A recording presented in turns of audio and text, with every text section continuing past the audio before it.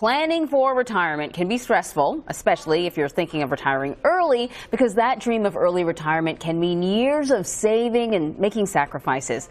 David Nicholas is the president and founder of Nicholas Wealth Management, and he joins us now with some tips on retirement planning. So, David, first off, what's considered a typical retirement age? Is there a right age to retire? Yeah, it's a good question. According to the most recent Census Bureau, the average age for Americans retiring right now is about age 63.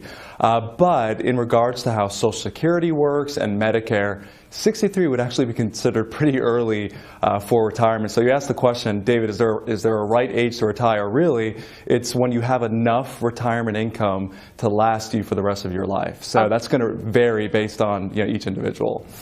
Okay, so that's interesting. I was actually looking up a chart earlier today about that, about sort of where you should be in your 30s, 40s, and 50s, and they did it in this chart by multiples of your income. You should have 6 times your yearly income or 8 times your yearly income, depending on what age you are. But what would someone have to do to actually afford early retirement? Say you're aiming for that 62, 63 age to get out of here, get out of the working world. What would you have to do?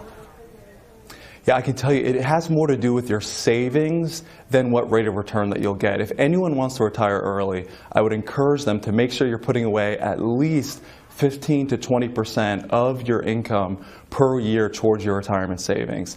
So savings is a big part of it, but also you got to be careful with taxes. So when we have options between an IRA or a Roth IRA, I'd strongly recommend for younger investors, I would choose the Roth retirement accounts over the IRA because that's going to be the most beneficial for you from a tax standpoint. So save to make sure you can retire early. Okay, so we know that. You got to set aside the money, but are there maybe sort of other things that people don't initially think about that they really should consider when they're thinking about retiring? Absolutely, yeah. So if you're going to retire early, one of the biggest things is how are we going to pay for health care? Full retirement in terms of Social Security and Medicare really doesn't kick in until age 66 or 67. So if you're going to retire early, you're going to have to figure out how am I going to pay for health care?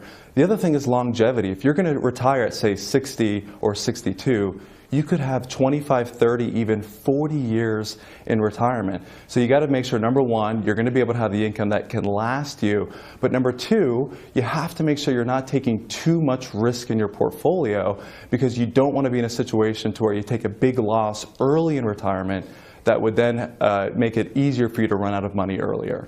You mentioned 15, or I think it was 15 or 20% of your income. A lot of people sort of hear that and think there's no possible way I can do it.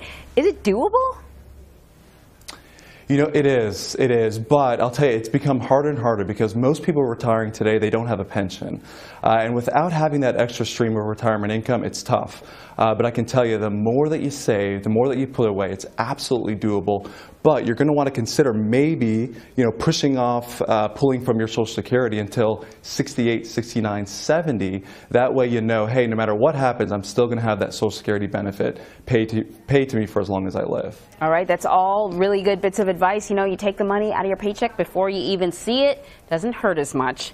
David Nicholas, thank you so much for your insight. Absolutely. Thanks so much for having me.